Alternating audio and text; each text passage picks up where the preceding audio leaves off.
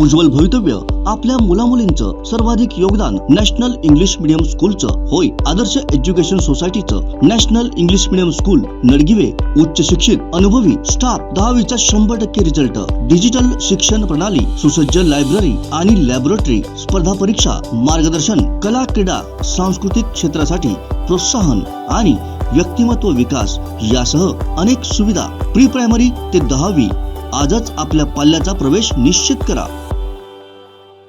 मंत्रिपदासाठी जिल्ह्यातील काही लोक घोड्यावर बसून असल्याचा टोला आमदार वैभव नाईक यांनी लगावलाय। पाहूयात नेमकं काय म्हणाले आमदार वैभव नाईक।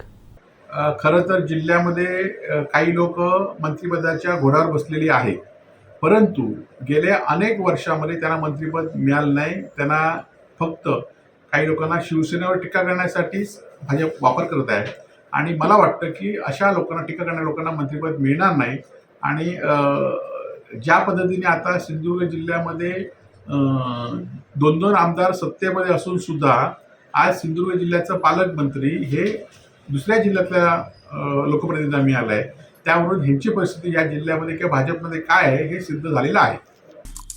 आमचे दिवसभरातले सर्व अपडेट्स, ताज्या घडामोडी आणि थेट लाईव्ह पाहण्यासाठी सबस्क्राईब करा, लाईक करा कोकणचं नंबर 1 महा चॅनल कोकण 7 लाईव्हचं YouTube चॅनल।